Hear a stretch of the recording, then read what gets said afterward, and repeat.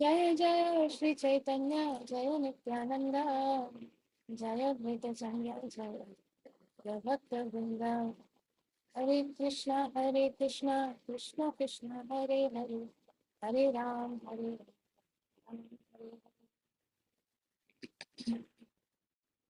okay, so we stopped here yesterday that for the common man all this information may seem very wonderful, that when the Goswamis were living in Vrindavan, they would spend one night under a tree, and the wish fulfilling trees, kalpa vrikshas, they would satisfy all their desires. So Srila Prabhupada mentions here that as one makes progress in devotional service, all these things can be realized. So yes, so yesterday I was mentioning, we read about Madan Mohanji, Govindji, and I was trying to recall the terms used in our Shastra for it. And Madan Mohanji is called the Sambandha Vigraha, that is establishing the relationship with Krishna, establishing our relationship with Krishna. Then Govindji is so I had mentioned um, Prayojan Vigraha, but I was wrong. It is Abhideya Vigraha. So I had this doubt that I think I'm getting mixed up with the two. So it is so Govindji is Abhideya Vigraha and not Prayojan Vigraha. Functional deity is Abhideya. Okay, so we will continue reading. Vrindavan is actually experienced as it is by persons who have stopped trying to derive pleasure from material enjoyment. So, when will my mind become cleansed of all the hankering for material enjoyment so that I will be able to see Vrindavan? One great devotee asks. The more Krishna conscious we become and the more we advance, the more everything is revealed as spiritual. Thus, Srila Krishnadas Kaviraj Goswami Maharaj considered the Vrindavan in India to be as good as the Vrindavan in the spiritual sky. And in the 16th verse of the Chaitanya Charitamrita, he describes Radharani and Krishna as seated beneath a wish fulfilling tree in Vrindavan on a throne decorated with valuable jewels.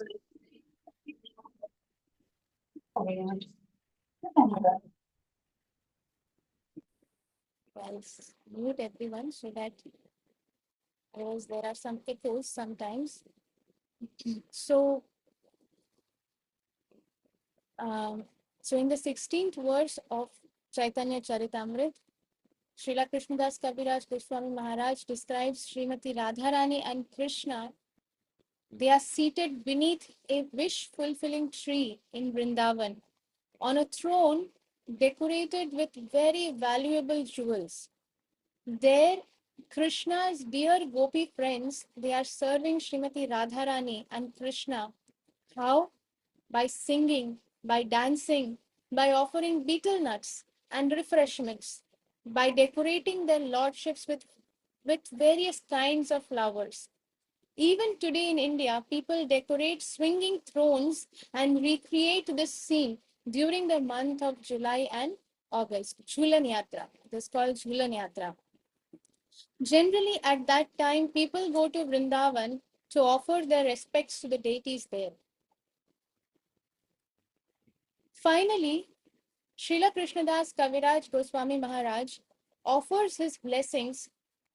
Now, this is a very important part for all of us who have been attending this reading session, either online, live, or offline, whoever are listening to the recordings.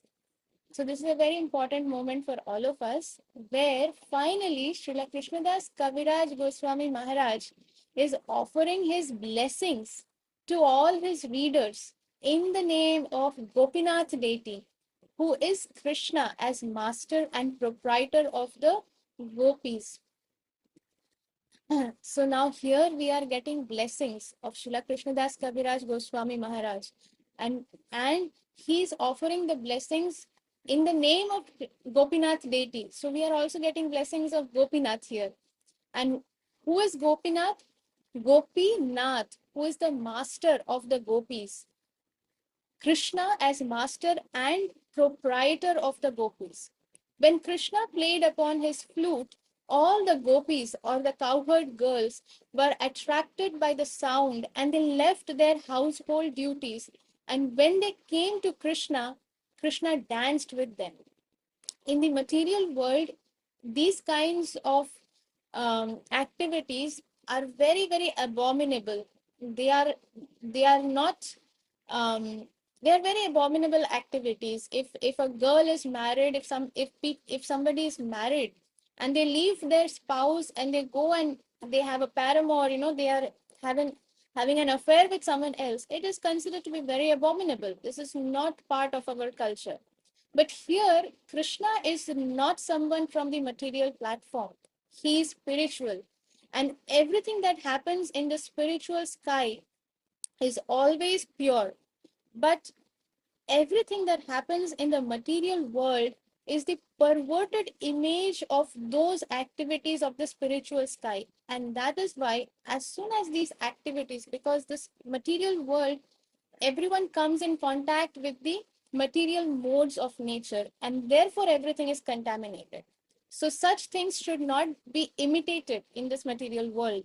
But in the spiritual world, the gopis, they are considered to be the greatest among all devotees.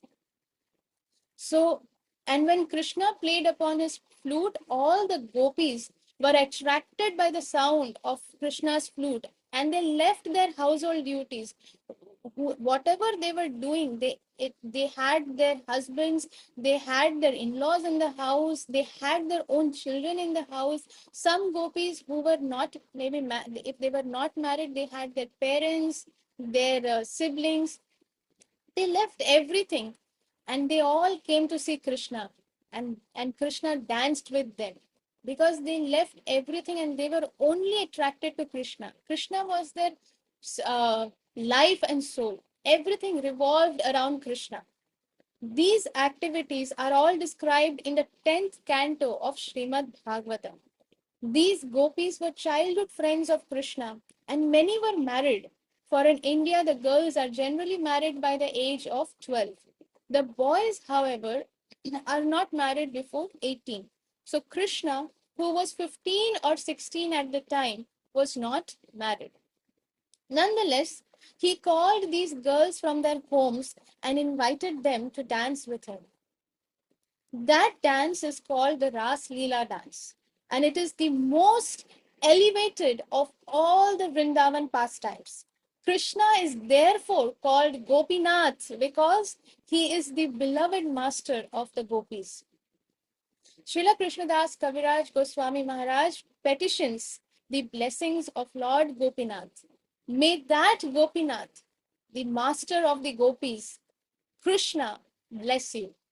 May you become blessed by Gopinath. So here, if all of us who are present here, we are all getting these blessings.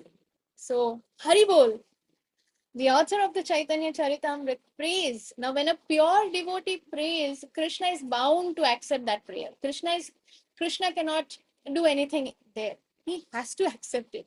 And these are prayers of Srila Krishnadas Kaviraj Goswami Maharaj for all of us. So the author of the Chaitanya Charitamrita prays that just as Krishna attracted the gopis by the sweet sound of his flute, he will also attract the reader's mind by that transcendental vibration.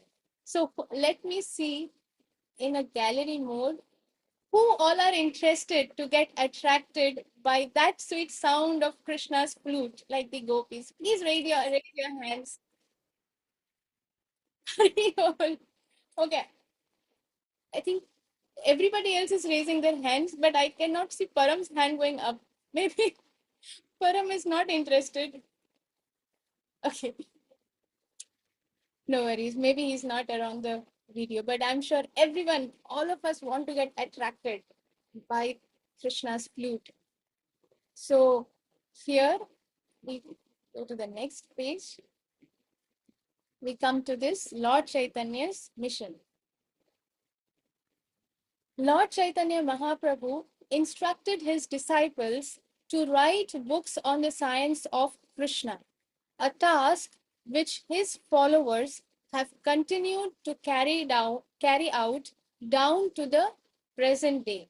So even today, so Lord Chaitanya Mahaprabhu instructed his disciples to write the books on science of Krishna, and this task is being carried out even today by his followers. And we know because Srila Prabhupada has given this book, what is it? It is again the science of Krishna. What is Lord Chaitanya's mission? Is giving the science of Krishna. So Srila Prabhupada has given us so many books. Srila Prabhupada disciples are giving us so many books. So they are all the followers of Lord Chaitanya Mahaprabhu.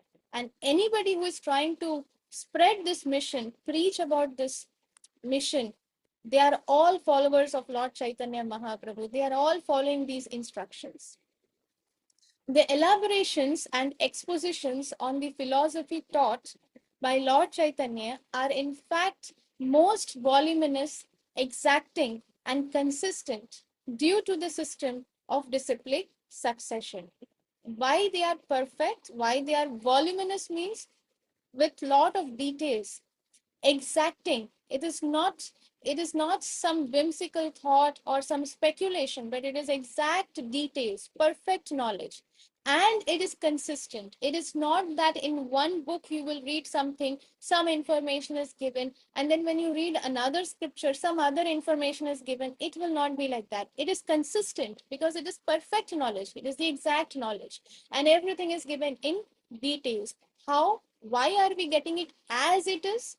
Because it is coming through the system of disciplic succession. Although Lord Chaitanya was widely renowned as a scholar in his youth, so only 8 verses called the Shikshashtaka. These 8 verses clearly reveal his mission and precepts. These supremely valuable prayers are translated here. So the first prayer, चेतोदर्पणमार्जनं भवमहादवाग्नि निर्वापणम् श्रेयः कैरवचन्द्रिका वितरणं विद्यावधूत जीवनम् आनन्दाम्बुधिवर्धनं प्रतिपदं पूर्णामृतस्वादनम् सर्वात्मा स्नपनं परं विजयते Shrikrishna संकीर्तनम. Glory to the Sri Krishna Sankirtan, which cleanses the heart of all the dust accumulated for years and extinguishes the fire of conditional life, of repeated birth and death. This Sankirtan movement is the prime benediction for humanity at large. It is not saying for human beings, it is saying for humanity at large. That means for every living entity, for every living, non living, all the entities. It is prime benediction. It is the greatest blessing, the greatest benediction, because it spreads the rays of the benediction moon. It spreads the rays of benediction moon means the original source. It is giving that highest essence. It is the life of all transcendental knowledge. It increases the ocean of transcendental bliss. So we know how vast an ocean is. For someone to cross the ocean is very difficult, but this ocean, this Sankirtan movement that Mahaprabhu has given, it is it increases the ocean of transcendental bliss. So already an ocean which is limited. The oceans in the material world are limited. It does not keep extending. But here Srila Prabhupada is explaining the meaning, where Mahaprabhu is saying that this ocean is ever increasing. And what kind of ocean it is? It is the ocean of transcendental bliss, not bliss of the material world, but bliss which transcends this material world, the highest kind of bliss. And it enables us to fully taste the nectar for which we are always anxious. As